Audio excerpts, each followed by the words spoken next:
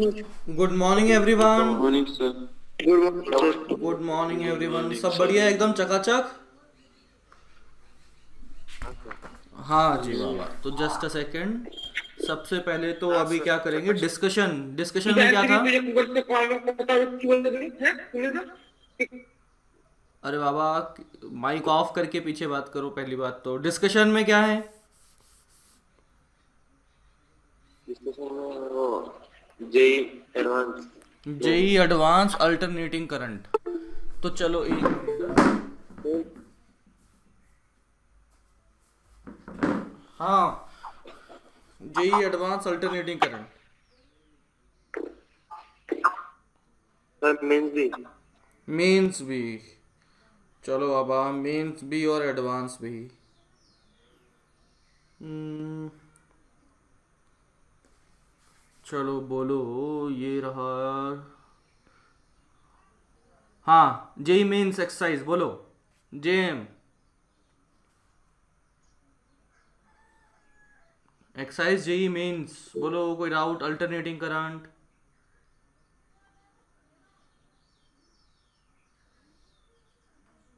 Alternating current JEE mains, बताओ कोई doubt?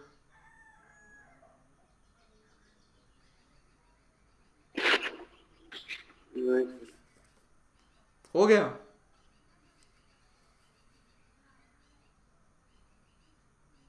अच्छा, जेई एडवांस बोलो, कोई डाउट?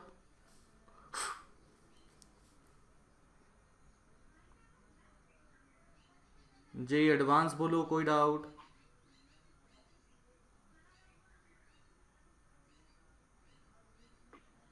नाइन। 9 नंबर कहता है, एक आरसी सर्किट है connected to AC voltage source. Consider two cases, when C is without dielectric medium, और b option when C is with dielectric medium. The current I R through the resistor and voltage V C across the capacitor are compared in two cases. ये तो हो जाना चाहिए। एक minute. तो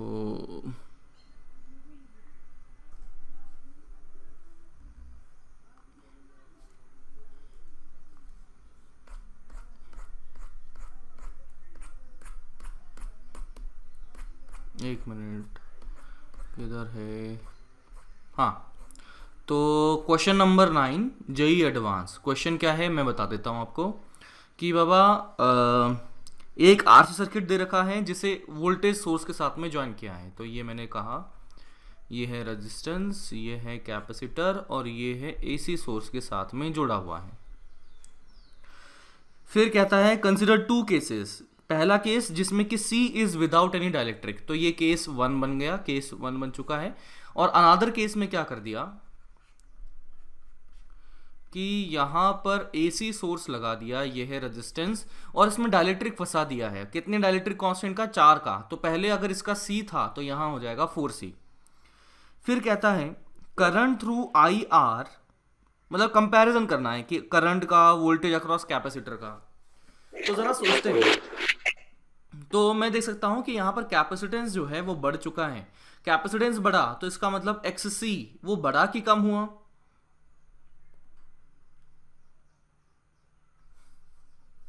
कम हुआ। कम हुआ। ये अगर कम हुआ तो बताओ z की वैल्यू बढ़ी कि कम हुई? कम। कम हो गई। z की वैल्यू कम हो गई तो बताइए i की वैल्यू बढ़ी कि कम हो गई? बढ़ गई। बढ़ गई। ये वैल्यू अगर बढ़ गई है तो सबसे पहले तो कंपैरिजन करना था करंट का। तो मैं कह सकता हूं कि केस ए के कंपैरिजन में केस बी में करंट ज्यादा रहेगा, तो इसका मतलब आई बी ज्यादा रहेगा आई ए से। दूसरा है वोल्टेज अक्रॉस कैपेसिटर। अब इसका कंपैरिजन करना है तो वोल्टेज अक्रॉस कैपेसिटर यहां क्या लिखा जाएगा? ये होगा आई इंटू एक्स सी, और यहां पर इसको I one into X C one कर दो, है ना, और यहां पर कर दो I two into X C two कर देते हैं। तो अभी मैं क्या बोल सकता कि बाबा, यहां पर ये वाली वैल्यू जो है और इस वाली वैल्यू में कंपैरिजन करना है तो मुझे i1 भी देखना पड़ेगा और xc को भी देखना पड़ेगा। क्या कोई और तरीका है जिसकी मदद से हम कर सकते हैं कंपैरिजन? हाँ, कौन सा है बोलो? इससे ये बन जाएगा, मैं बता देता हूँ। देखो मैं बोल देता हूँ कि बाबा ये मान लीजिए वोल्टेज सोर्स वी नॉट था, तो I can say V naught square is equals to root over I R का whole square plus I into X C का होल स्क्वायर या वी सी का होल स्क्वायर। तो मेरे पास यहाँ से वी सी का रिलेशनशिप बनेगा V C is equals to V naught square minus I R का होल स्क्वायर का अंडर रूट।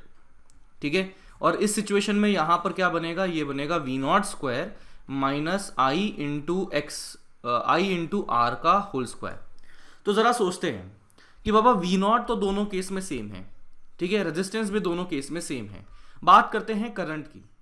तो करंट दूसरे वाले सिनेरियो में ज़्यादा था, तो करंट अगर ये ज़्यादा है तो ये नेगेटिव वाली चीज़ ज़्यादा है, तो ओवरऑल वैल्यू कम कर देगा। यानी कि सेकंड केस में वीसी और पहले केस में वीसी को अगर देखता हूं तो सेकंड वाला ज़्यादा होगा।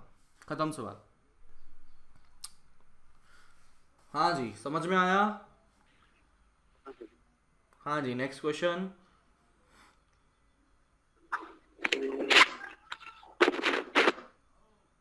बोलो नेक्स्ट क्वेश्चन।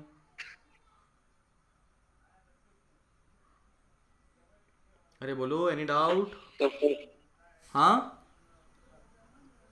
फर्स्ट पहला नंबर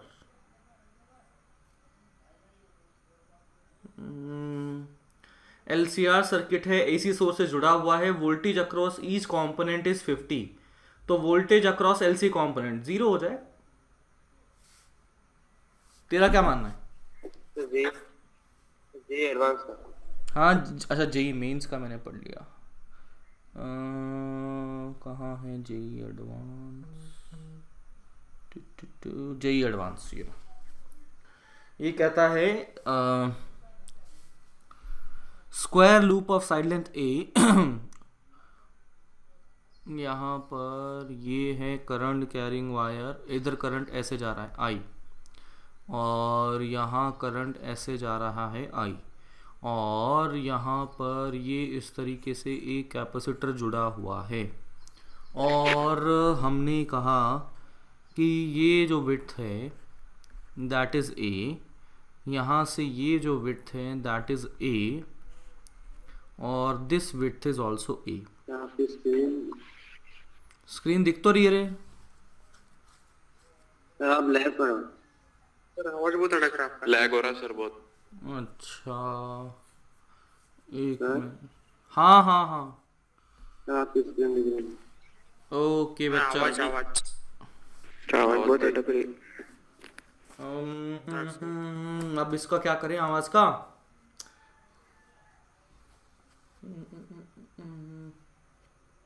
अभी कुछ क्लियर हो तो बताना, क्योंकि यार ये कनेक्शन तो मेरे हाथ में है नहीं। I is equal to I naught sine omega t. मतलब क्या है ना कि अपने इंटरनेट कनेक्शन वाले ने मेरे को वैसे ही बोला था कि आज थोड़ी दिक्कत हो सकती है, तो शायद वो दिक्कत हो रही है। तो आज की बात है, आज वो ठीक हो जाएगा। वो कुछ वायर पे काम चल रहे हैं इधर उधर, ठीक है ना? आज कुछ एडजस्ट कर लो। तो I is equal to I naught sine omega t, capacitor C join कर रखा है। The value of I is given is इतना। Maximum current in the square loop बताइए क्या होगा, and graph between the charge of the lower plate of the capacitor versus time. हाँ अरे बहुत। तो अभी क्या है कि यहाँ पर मैंने कह दिया कि बाबा करंट इधर आई था, इधर भी करंट आई था, आई का वेरिएशन दे दिया है। पूछा है कि इसमें maximum value of the current क्या होगा।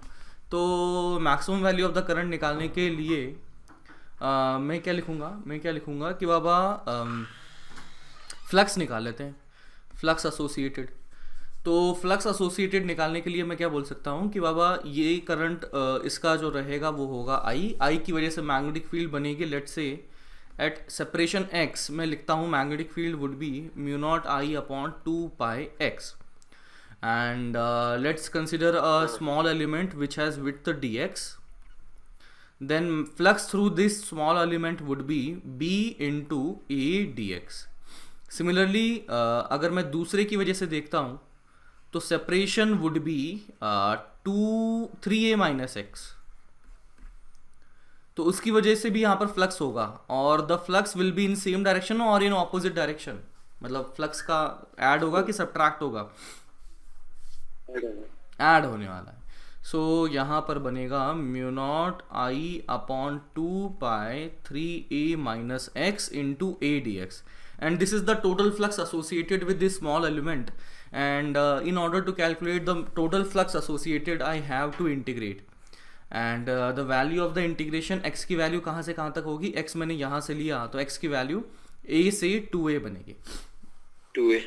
तो this is the flux associated, और फ्लक्स आ गया तो differentiation of flux would be EMF. तो EMF देखो यहाँ पर I है, that is function of time, तो मेरे पास EMF के अंदर में भी इसका डिफरेंशिएशन ही बनेगा, कहीं ना कहीं आपको cos ओमेगा t देखने को मिलेगा. तो EMF will be the function of time, and in order to calculate the maximum current over here मैं बोल सकता हूँ I is equals to maximum V naught upon XC, और XC क्या लिखा जाएगा, XC is 1 upon omega C. Done. हाँ बोलो बोलो बच्चा.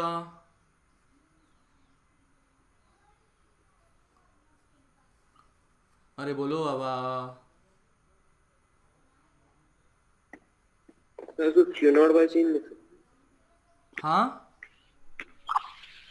आई को क्यू नॉट बाय सी लिख देगा तो Q naught by C, I is equal to Q naught by C, I is equal to Q naught by C, ऐसा अपन लिखेंगे. ये नहीं होता, ये V naught is equal to Q naught by C. Potential के लिए लिखा था ना बाबा. पर मतलब वही तो इसको डिफरेंशिएट कर दो. तो उससे आ जाएगा I is equal to C V naught, तो मुझे लगता है वही सेम ही आता हुआ दिख रहा है, सेम ही आता हुआ दिख रहा है, सेम ही आ जाएगा. चाहे अरे भाई चाहे आप इससे करो चाहे इससे करो, दोनों सेम ही आ रहा हुआ दिख रहा है. पेन चलाओगे ना तो यू विल फाइंड कि दोनों सेम ही आते हुए मुझे तो दिख रहे, आपको भी दिख ही जाएंगे. ठीक है. और फिर उसके बाद में क्या पूछा है, charge over the capacitor as a function of time. तो मेरे पास वोल्टेज आ चुका है, तो वोल्टेज अगर आ गया तो Q is equal to C V. तो मेरे पास ये जब EMF आया था इसके डिफरेंशिएशन के बाद में, फ्लक्स को डिफरेंशिएट किया, EMF आया, EMF को यहाँ सब्स्टिट्यूट करेंगे तो charge which is function of time आ जाएगा. ठीक है. हाँ जी बच्चा. तो चलो अभी टाइम बहुत आगे जा रहा है, अपन एक काम करते हैं, अभी यहीं डिस्कशन को रोकते हैं, इससे आगे का काम कल डिस्कस करेंगे. तो चलो शुरू करते हैं अपनी क्लास. पिछली क्लास में हमने कहाँ तक देख लिया था, हमने कुछ क्वेश्चंस किए थे. ठीक है. तो अभी मैं लिखता हूँ कुछ ट्रू एंड फॉल्स, SHM की बात कर रहा हूँ, कुछ ट्रू एंड फॉल्स की बात कर रहा हूँ. तो बताइए, मैं एक स्टेटमेंट अगर बोलता हूँ एंड बताइएगा कि ये सही है कि गलत है ना. तो statement is distance between extreme positions is 2a.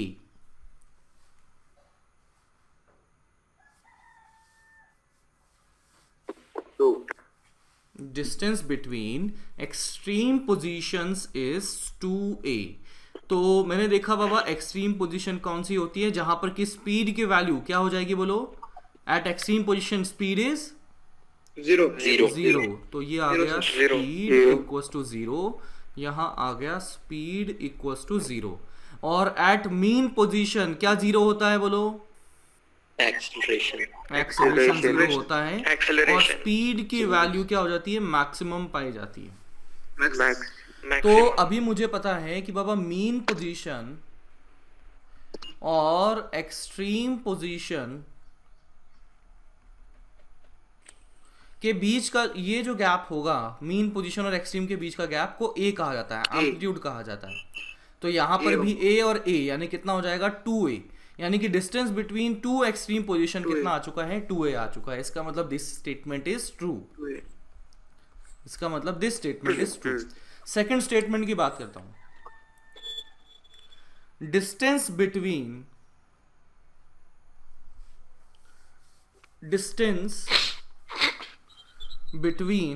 Two consecutive distance travelled by particle, पूरा स्टेटमेंट लिखिएगा। Distance travelled by particle between two consecutive mean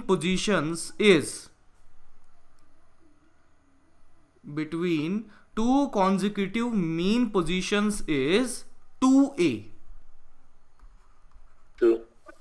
true है कि फॉल्स है? ट्रू है सर। ट्रू है। क्यों? मान लो पार्टिकल ऐसा गया और फिर जब वापस आया तो ये कंसेक्यूटिव मीन पोजीशन पर आ चुका है। तो मैं देख सकता हूं कंसेक्यूटिव मीन पोजीशन हुए, तो इसका मतलब ये तो a गया था, यहां a गया था, तो टोटल डिस्टेंस ट्रैवल कितना आ गया, 2a आ गया। दैट मीन्स कि बाबा ये स्टेटमेंट क्या है, ट्रू है। ठीक है, लिखें थर्ड स्टेटमेंट लिखें। Distance travelled by particle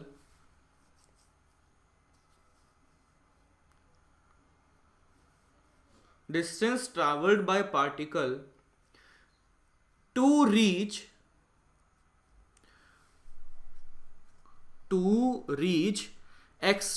same extreme position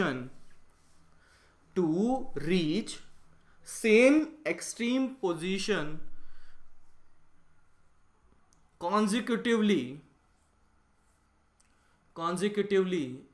is 2a।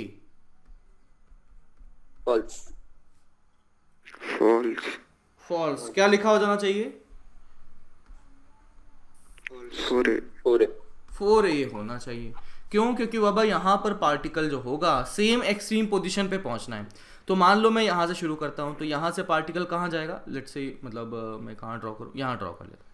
तो यहाँ से पार्टिकल इधर गया, फिर उसके बाद से पार्टिकल इधर जाएगा। इसका मतलब ये a और a, ये 2a और ये a और ta। तो इसका मतलब टोटल डिस्टेंस ट्रैवल जो बन जाएगा that is 4a। That is equal to 4a। इसका मतलब आप कह सकते हैं कि सेम एक्सट्रीम पोजीशन पर आना है।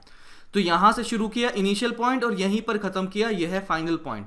तो सेम इनिशियल पोजीशन से सेम फाइनल पोजीशन पर आना है, तो डिस्टेंस ट्रैवल जो बनाएगा वो कहेगा 4a बन चुका है। ठीक है, अगला statement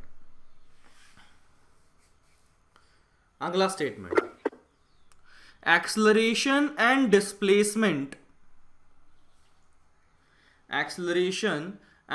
displacement are always anti-parallel vectors। True। are always anti-parallel vectors। False। True तो कैसे ट्रू, फॉल्स तो कैसे फॉल्स? मीन पोजीशन पे डिफाइन कैसे करेंगे डायरेक्शन? दोनों नल वेक्टर है ना? दोनों नल वेक्टर हैं, बिल्कुल बिल्कुल। तो डायरेक्शन डिफाइन नहीं हो पाएगी। इसके अलावा हर पॉइंट पे एंटी पैरेलल है एक्सेप्ट मीन पोजीशन। तो अभी मैं बोल सकता हूँ कि वो मीन पोजीशन पर तो अपन डिफाइन ही नहीं कर पाएंगे। बिल्कुल सही। तो अभी मेरे पास बनेगा x is equal to minus omega square into a is equal to minus omega square into X होता है। एंड मैं बोल सकता हूँ कि बाबा ये तो होल्ड करता है, ट्रू है, ठीक है। लेकिन उस चीज पे कहाँ पर, एट द मीन पोजीशन, उसकी डायरेक्शन ही डिफाइन नहीं हो पाएगी क्योंकि वो जीरो वेक्टर बन चुका है। तो ये अपना क्या स्टेटमेंट लिखा था कि बाबा क्या लिखा था रे मैंने, acceleration is always anti parallel to the position vector, displacement vector. तो दिस इज फॉल्स। अरे लिख लो इसको फॉल्स, ठीक है। इससे अगला स्टेटमेंट लिखो,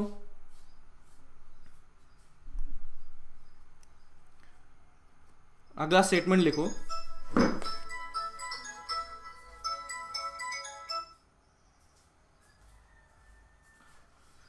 अगला स्टेटमेंट लिखो, acceleration and displacement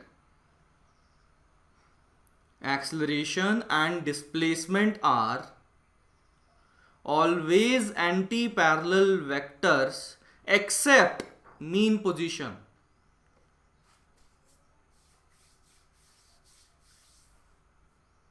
Always anti-parallel vector except mean position. क्या हो जाएगा बोलो? True. अब ट्रू हो जाएगा। अब ये ट्रू हो जाएगा, बिल्कुल सही। ठीक है, अब अगला लिखते हैं कि नेक्स्ट ट्रू एंड फॉल्स लिखो। Acceleration and velocity are always anti parallel vectors.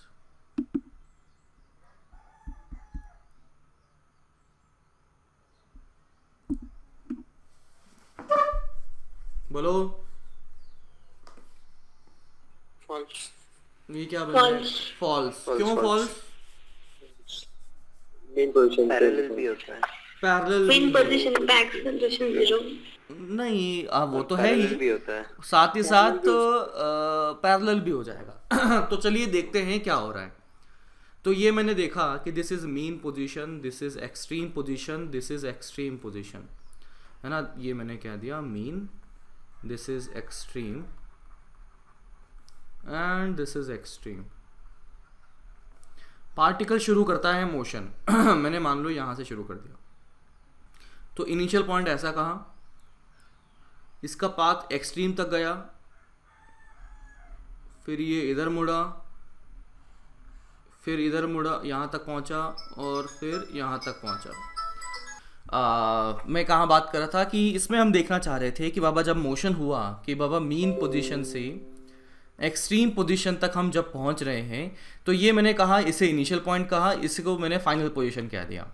इसके बाद वाला जो मोशन हो जाएगा ना, इसके बाद वाला मोशन एग्जैक्टली वही मोशन रिपीट होगा जो मैंने ऊपर ड्रॉ कर रखा है। इसका मतलब एसएचएम को मैं यहाँ पर स्टडी कर लेता हूँ, है ना, एसएचएम को मैं यहाँ पर स्टडी कर लेता हूँ, तो वही चीज़ आगे रिपीट होने वाली है, उसके आगे भी वही चीज़ रिपीट होने वाली है। तो मैंने एक कंप्लीट साइकिल को एनालाइज करना है, तो यहाँ पर इस येलो लाइन को ड्रॉ कर दिया है। तो ये समझ में आता है कि ये कंप्लीट साइकिल है। ठीक है, तो चलो अभी मैं देखता हूं कि बाबा जो फर्स्ट वाला ग्राफ बना है, तो इस सिचुएशन में देखिए कि बाबा फर्स्ट ऑफ ऑल कि इसका एक्सेलरेशन देखा जाए, तो एक्सेलरेशन कहाँ होगा, यहाँ पर लेफ्ट में कि राइट में? इस वाले पॉइंट पर बताइए। यहाँ पे सर इस पॉइंट लेफ्ट पर में।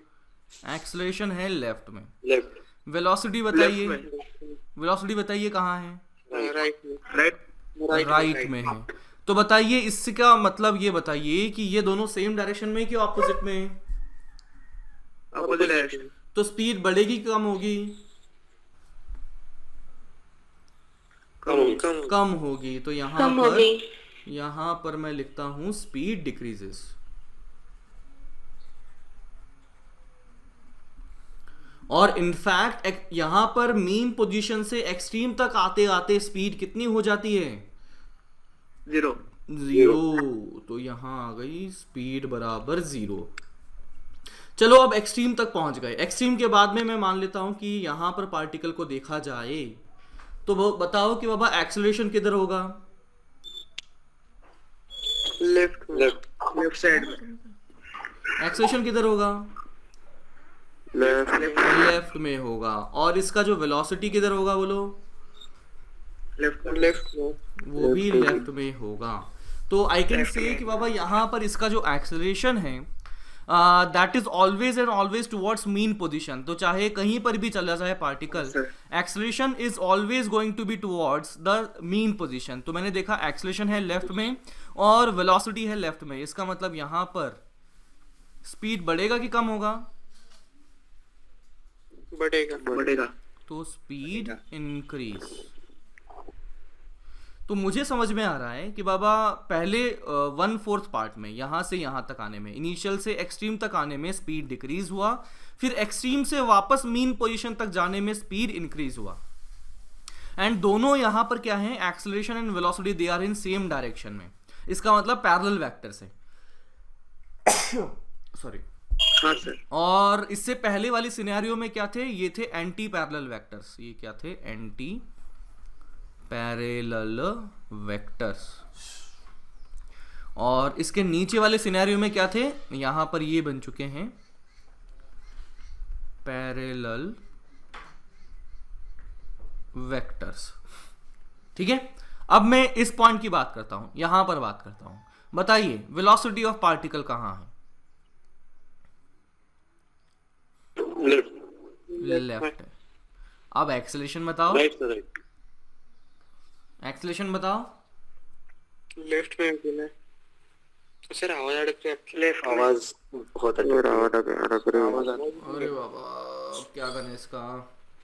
गए। हाँ, कुछ करेंगे इसका, क्या करें?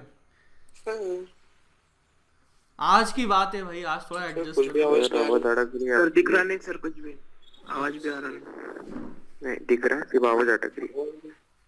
ब्लर फिर गए क्या? अरे एक मिनट रुक। नहीं।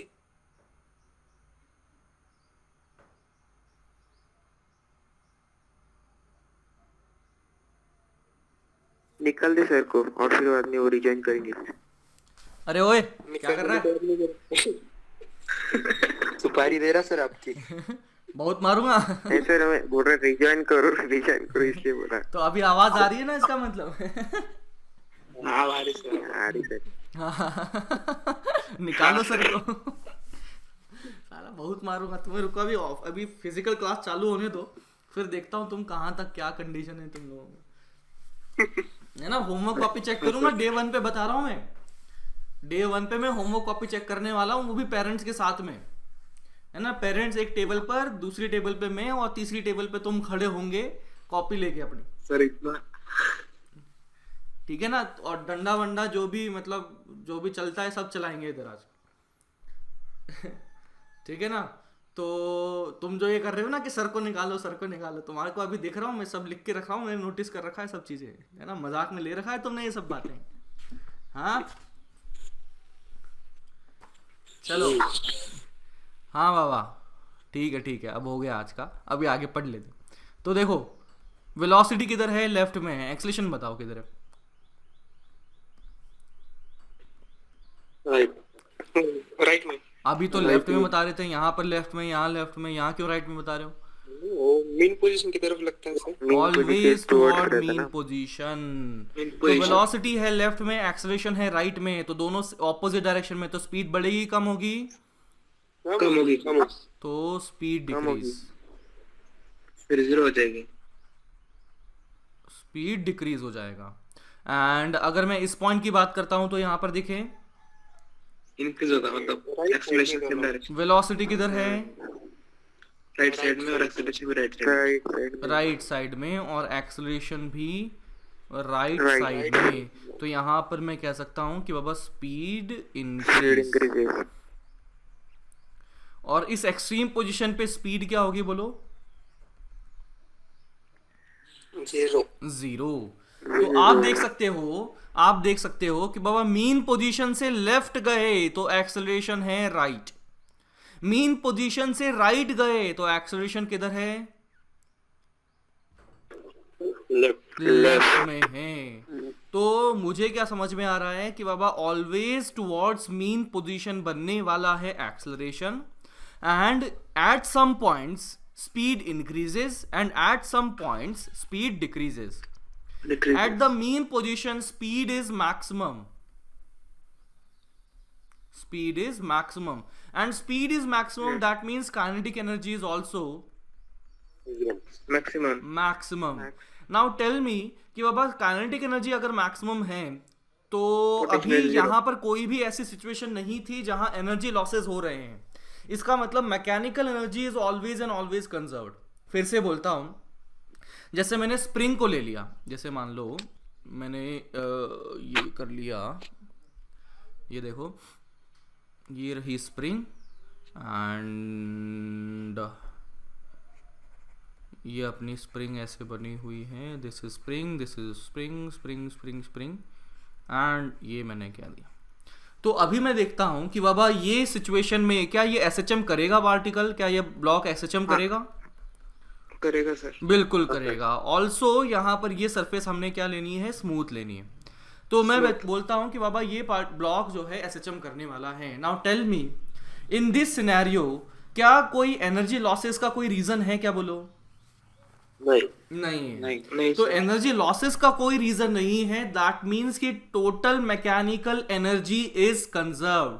Total mechanical energy is conserved, तो इसका मतलब kinetic energy plus potential energy is constant. और kinetic plus potential is constant, इसका मतलब जहां पर काइनेटिक मैक्सिमम होगी वहां पर पोटेंशियल मिनिमम होगी। मिनिमम होगी। तो मैं यहां कह सकता हूं कि इस पॉइंट के लिए potential energy is minimum. On the other hand मैं अगर बात करता हूं इस पॉइंट के लिए कि यहां पर स्पीड 0 है, तो काइनेटिक एनर्जी बोलो जीरो। 0 या साथ में लिख सकते हैं मिनिमम। Potential energy max. तो पोटेंशियल एनर्जी मैक्सिमम। अगर मैं इस पॉइंट की बात करता हूं लेफ्ट एक्सट्रीम, तो स्पीड 0, तो काइनेटिक एनर्जी इज 0, यानी कि क्या है, मिनिमम है। तो पोटेंशियल एनर्जी मैक्सिमम है। इसका मतलब हो क्या रहा है, जब ये पार्टिकल इधर से ऐसे घूमा तो इसकी काइनेटिक एनर्जी और पोटेंशियल एनर्जी आपस में इंटरचेंज हो रही है। मीन पोजीशन पर काइनेटिक एनर्जी मैक्सिमम है, एक्सट्रीम पोजीशन पर पोटेंशियल एनर्जी मैक्सिमम है। Is that clear? हाँ सर। हाँ सर। ओके, तो इसके बाद में हम बात करते हैं, क्या हमने इनिशियल फेज के बारे में बात करी है क्या? क्या सर? इनिशियल फेज फाई के बारे में डिटेल में बात करी है क्या हमने? हाँ सर। चलो फाई के बारे में देखते हैं। तो देखो फाई का मतलब क्या है। Phi is initial phase, x axis से एंगल बनाने वाला। इनिशियल फेज, और इनिशियल फेज का मतलब मैं अगर लिखता हूं तो सबसे पहले मैं इक्वेशन लिख लेता हूं।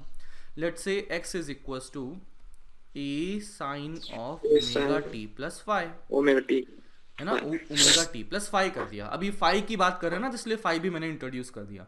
फॉर एग्जाम्पल मैंने कर दिया यहाँ पर कि इस सिचुएशन में x is equals to a sine omega t plus 0। ये केस 1 है ना। अलग अलग सिनेरियो में देखता हूं कि फाइव का क्या इफेक्ट आने वाला है। मैं केस 2 देखता हूं जिसमें को मैंने कर दिया है x इज इक्वल्स टू क्या रे a sine of omega t plus 90 यानी कि पाई बाई 2। अगला मैंने कर दिया केस 3 मान लो, जिसमें मैंने कर दिया x is equals to a sine of omega t plus pi. ऐसा कर दिया। और भी कर सकते हैं, अभी तो इतना ही देख लेते हैं पहले। तो बताओ एट t इक्वल्स टू 0 यहां पर x की वैल्यू कितनी आ गई? 0 आ गई। t इक्वल्स टू 0 पर यहां पर x की वैल्यू कितनी आ गई? ये साइन ओमेगा टी a आ गया। हाँ ए। और at t equals to 0 x की वैल्यू कितनी आ गई यहाँ पर? 0 आ गई है। ठीक है, तो क्या इसका मतलब ये है कि बाबा यहाँ पर देखो x की वैल्यू 0, x की वैल्यू 0, तो क्या इसका मतलब ये है कि बाबा इसका जो मोशन है और ये मोशन सेम है? हाँ। क्या लगता है आपको, क्या ये दोनों मोशन सेम है? हाँ सर सेम है। नहीं सर अपोजिट है। तो इस चीज को समझने के लिए मैं वेलोसिटी लिखता हूं यहाँ पर। तो वेलोसिटी बताइए क्या लिखा जाएगा? v is equals to a omega cos omega t. यहां से v is equals to omega a into cos of omega t plus pi by 2। And also यहां से वेलोसिटी जो लिखी जाएगी वो होगी a omega cos of omega t plus pi. इतना समझे? सर तो t इक्वल्स टू 0 पर मैंने x तो निकाल लिया। बताइए वेलोसिटी कितनी आ गई? ए ओमेगा ए ओमेगा यहाँ पर वेलोसिटी बताओ, जीरो जीरो यहाँ पर वेलोसिटी बताओ, ए ओमेगा माइनस minus ओमेगा। तो इसका मतलब कुछ ना कुछ तो अंतर है। इसका मतलब केस 1 और केस 3 में कुछ ना कुछ तो अंतर है। तो चलिए सोचते हैं क्या अंतर है। तो मैंने देखा, ये लिखा मीन पोजीशन, और फिर उसके बाद मीन पोजीशन के साथ में पार्टिकल t इक्वल टू 0 पर कहाँ था, यहाँ था, है ना। t इक्वल टू 0 पर पार्टिकल कहाँ था, यहाँ था। कैसे पता लगा? क्योंकि x की वैल्यू 0 है। अच्छा, वेलोसिटी कितनी आ गई है बोलो, पॉजिटिव आई कि नेगेटिव? पॉजिटिव पॉजिटिव आ गई है। इसका मतलब ये वेलोसिटी पॉजिटिव डायरेक्शन में है, इसका मतलब वेलोसिटी कहाँ पर है, इधर है। तो ये वेलोसिटी कुछ इस प्रकार से बनी हुई है। पार्टिकल कहाँ पर है, यहाँ पर है। चलिए मैं यहाँ पर अब देखता हूँ, दूसरे सिनेरियो में देखता हूँ, केस 2 की बात करता हूँ। तो केस 2 की बात की जाए तो ये रहा हमारा मीन पोजीशन, ये रहा हमारा x equals to plus a and this is x equals to minus a. बताइए t इक्वल्स टू 0 पर पार्टिकल कहाँ है? प्लस ए पे और velocity zero. t equals to 0 पर पार्टिकल यहाँ है और वेलोसिटी 0 है। ठीक है, तो वेलोसिटी यहाँ, मतलब पार्टिकल यहाँ पर एग्जिस्ट करता है। अब तीसरे सिनेरियो की बात करता हूँ। तो तीसरे सिनेरियो के लिए वापस से मैंने ड्रॉ किया, ये मैंने कर दिया x equals to minus a, ये है x equals to 0, x equals to plus a. और पार्टिकल को अगर मैंने देखा तो पार्टिकल कहाँ पर है, x इज इक्वल्स टू 0 पर है। और साथ ही साथ x इक्वल्स टू 0 पर तो है ही, साथ ही साथ इसकी वेलोसिटी अगर देखें तो कहाँ है, x इक्वल्स टू 0 पर है, इसका मतलब पार्टिकल यहाँ पर है। और वेलोसिटी कहाँ आ चुकी है, नेगेटिव आ चुकी है। इसका मतलब ये कहाँ मूव कर रहा है, इस साइड में मूव कर रहा है। तो बताइए केस 1 एंड केस 3 अब सेम है कि अलग अलग हैं? अलग अलग है। तो ये बात हमें क्लियर हो रही है कि बाबा x की इससे ये तीनों सिचुएशन अब आपस में सेम नहीं है, दे आर डिफरेंट। चलिए सोचते हैं कि डिफरेंट ऐसा क्या है। तो थोड़ी देर बाद मैं अगर इसको ड्रॉ करूं तो देखिएगा ये कुछ ऐसे घूम के ऐसे जाएगा। ठीक है, फिर मैं दूसरी सिचुएशन बात करता हूँ। इसके लिए अगर ड्रॉ किया जाए तो ये ऐसे करके ऐसे जाएगा। सर इससे आगे का क्यों ड्रॉ नहीं कर रहे आप? क्यों? क्योंकि एक टाइम पीरियड कंप्लीट हो चुका है ना। उसके बाद तो फिर वो अगला पीरियड शुरू हो जाएगा, उसके बाद अगला पीरियड शुरू हो जाएगा, तो बाकी चीजें तो रिपीट होने वाली है। तो फिर इसका अगर ड्रॉ करूं तो क्या करूं, यहां पर रुक जाऊं? नहीं, एक पीरियड कंप्लीट करना है तो क्या करना पड़ेगा बोलो? और आगे जाऊं और वापस आऊं और आगे जाऊं?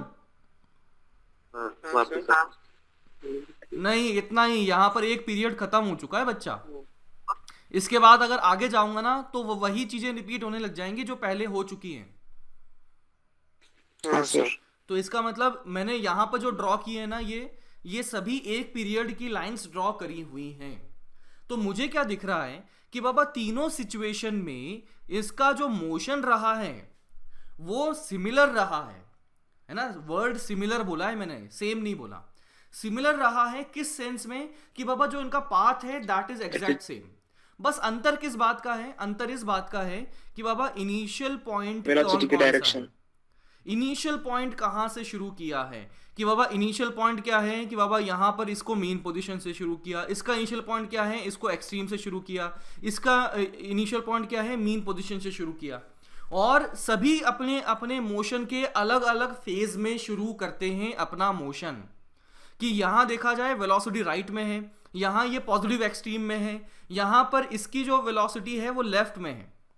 तो सभी जो है, हालांकि काफी चीजें कॉमन है इसमें, लेकिन अंतर किस बात का है कि बाबा इसकी इनिशियल जो सिचुएशन है दैट इज डिफरेंट।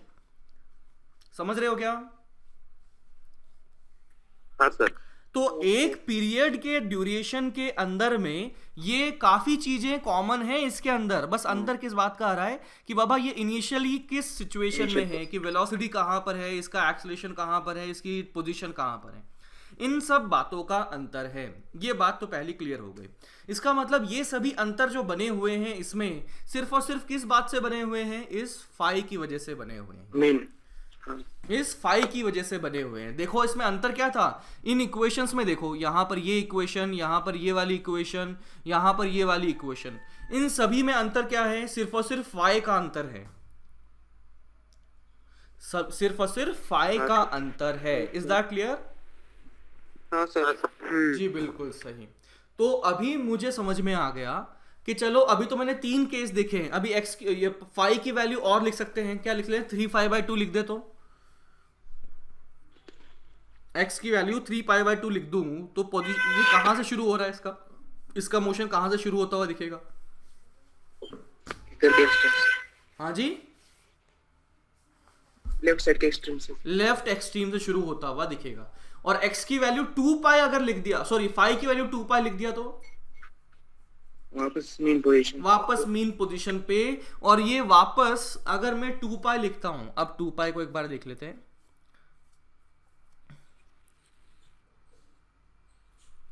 कि बाबा x is equal to a sine of omega t plus 2π। तो यहां पर मैं देखता हूं कि बाबा t इक्वल टू 0 पर, t इक्वल टू 0 पर x की वैल्यू बोलो कितनी आ गई? 0 आ गई। अच्छा बताइए वेलोसिटी अगर लिखें तो कितनी आ जाएगी?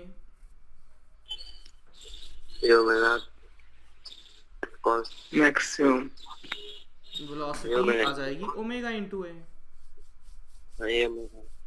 है ना? क्योंकि इसको डिफरेंशिएट करेंगे तो ये आ जाएगा a omega cos of omega t plus 2π।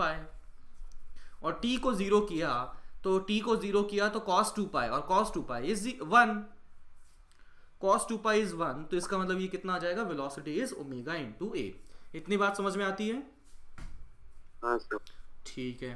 तो अभी मैं बोलता हूं कि बाबा ये वाला जो मोशन है, पार्टिकल कहां पर है? मीन पोजीशन पर है, और जा कहां रहा है? इस तरफ ओमेगा ए से जा रहा है। तो ये बातें देखकर आपको किसी कौन से केस की याद आ रही है बोलो?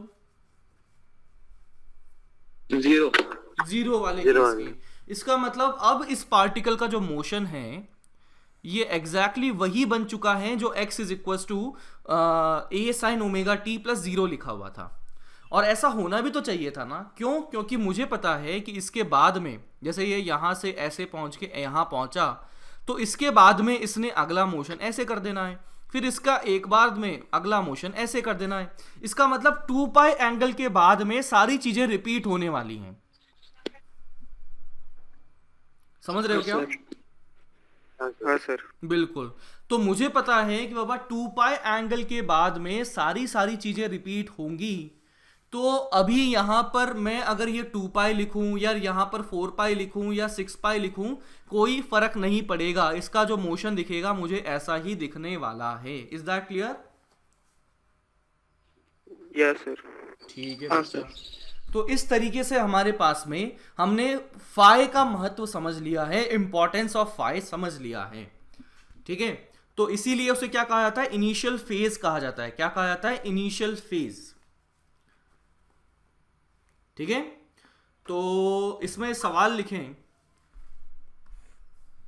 एक सवाल लिखें, फाइंड एम्पलीट्यूड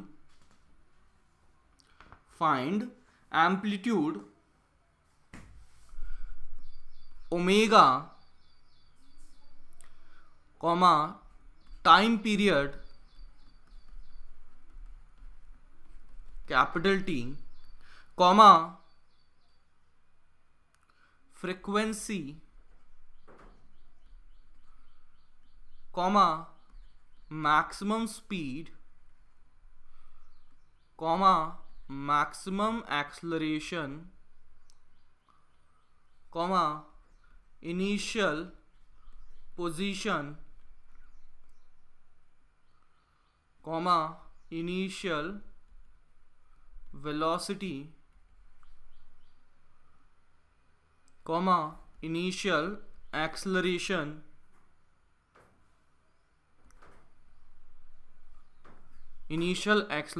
और ये किसके लिए निकालना है? मैंने दे दिया x is equal to 10 sine of 2πt plus π/3। ये मैंने आपको एक इक्वेशन दे दिया है और इसके बारे में ये सभी चीजें निकालनी है। तो यू हैव 2 मिनट्स सॉल्व करके बताइए। Sir omega is equal to 2 pi. Omega is equal to 2 pi, ठीक है। टाइम पीरियड, एम्पलीट्यूड 10 है सर। हाँ, time period is 2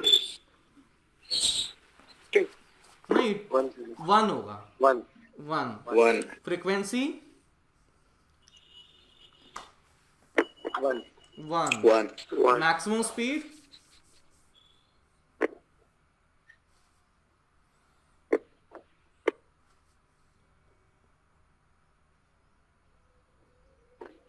5 maximum speed 10 sir 10। नहीं रे बाबा, 10 पाई नहीं रे बाबा,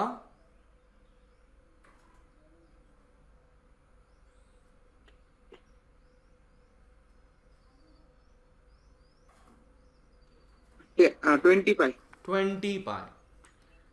maximum acceleration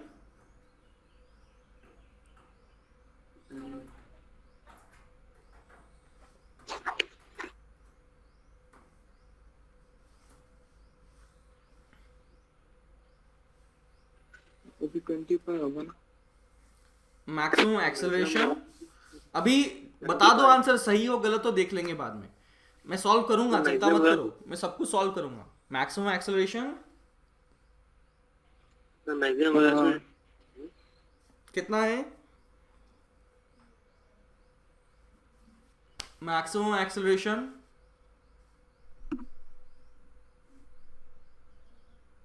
sir 40 pi square. 40 pi square, correct. Initial position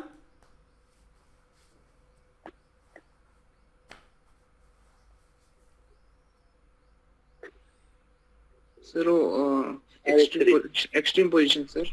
initial position extreme है, 5 कितना? 5 5√3, बिल्कुल सही। इनिशियल वेलोसिटी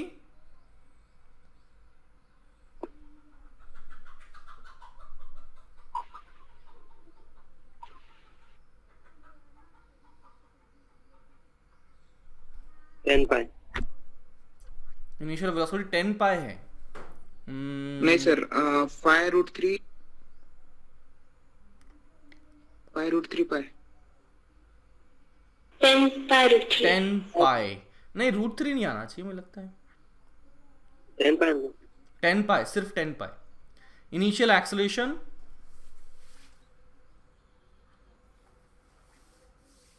उसमें आएगा सर √3। हाँ, उसमें √3 आता हुआ दिख रहा है मेरे को। तो चलो शुरू करते हैं। तो सबसे पहले तो मैंने इस इक्वेशन को अच्छे से लिख लेना है। तो x is equals to a sine omega t plus phi लिखा जाता है, और हमें सवाल में दे रखा है x is equals to 10 sine of 2 pi t plus pi by 3। तो जो चीज़ें हम यहाँ से सीधा सीधा लिख सकते हैं वो लिख लेते हैं। तो एम्पलीट्यूड कितना है? 10 है, यानी कि एम्पलीट्यूड इज 10 यूनिट्स। ओमेगा की वैल्यू कितना है? 2 है, तो ओमेगा इज 2 पाई रेडियन पर सेकेंड। फिर उसके बाद में इनिशियल फेज कितना है? पाई बाई 3 है। तो ये चीज़ें तो हमने लिख दी। अब पूछा क्या था? सबसे पहले तो ओमेगा ही पूछा हुआ था, फिर क्या पूछा है? टाइम पीरियड पूछा हुआ है। तो टाइम पीरियड इज क्या लिखा जाता है? Time period 2 pi upon omega. तो 2 पाई डिवाइड बाय ओमेगा कितना है? दैट इज अगेन 2 पाई। तो ये कितना आ गया? 1 आ गया। तो टाइम पीरियड इज 1 सेकेंड। तो फ्रीक्वेंसी अगर लिखेंगे तो क्या होता है? 1/t। तो वो कितना हो जाएगा? 1/1 यानी कि 1 हर्ट्ज हो जाएगा। फिर उसके बाद में बोलो क्या है? Vmax एम्पलीट्यूड बाकी रहेगा।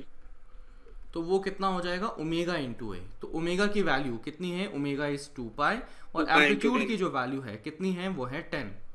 तो ये आ गया 20 पाई। तो वी मैक्स आ चुका है, मैक्सिमम स्पीड आ चुकी है 20 पाई रेडियन पर सेकेंड, मीटर पर सेकेंड। ठीक है, फिर उसके बाद क्या था? मैक्सिमम स्पीड ओमेगा ए होती है, ये बात पता है कि अपने को?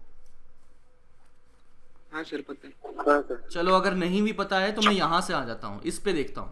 तो x है तो इससे डिफरेंशिएट किया जाए तो ये कितना आ जाएगा? Omega A into cos of omega t plus 5।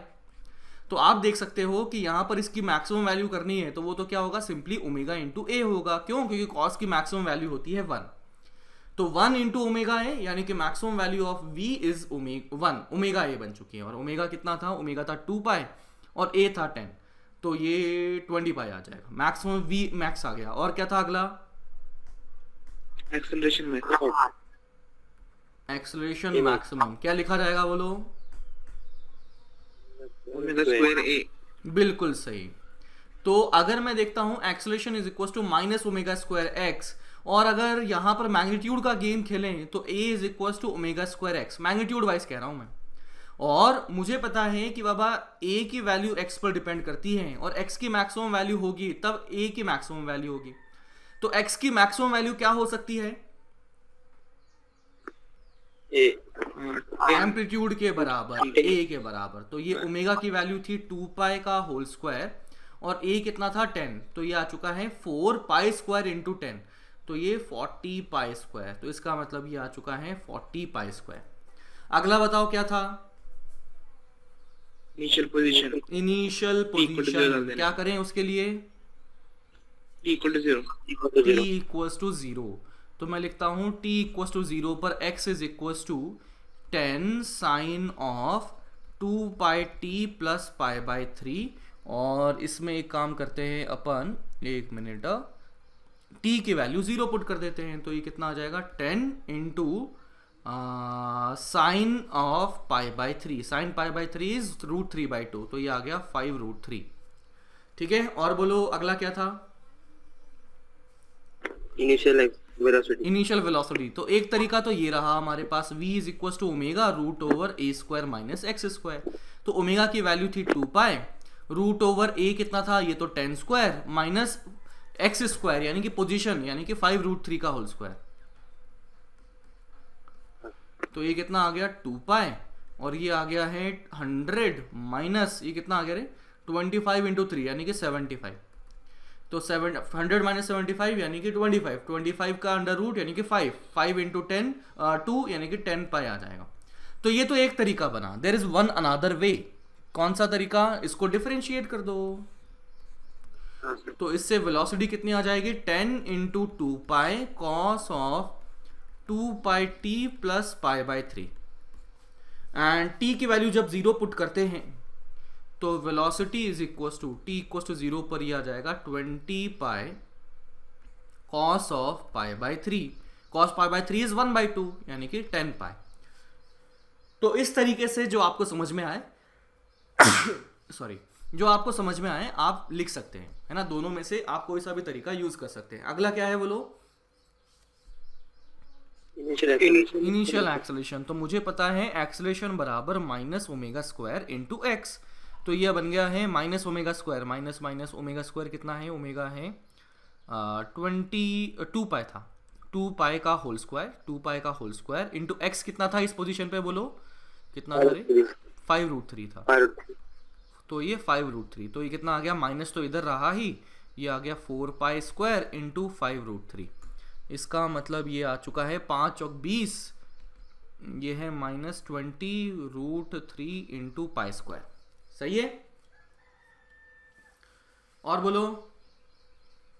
बस हो गया, चलो ठीक है। तो बच्चा लोग अभी क्या करें, अपना अल्टरनेटिंग करंट खत्म तो मैं आपको दूंगा। अल्टरनेटिंग करंट खत्म हो चुका है ना? हाँ सर। ठीक है, तो मैं आज कल मैं आपको एसएचएम की शीट भी दे दूंगा। तब तक आप एक काम करो कि एचसीवी अल्टरनेटिंग करंट के सवाल करो। तो एचसीवी अल्टरनेटिंग करंट पहले 15 क्वेश्चंस, ठीक है, एक्सरसाइज के पहले 15 questions tomorrow we will discuss. और remaining part of alternating current जो आज था ना डिस्कशन में, वो भी हम कर लेंगे। ओके हाँ सर। ओके बच्चा, चलो बाय बाय।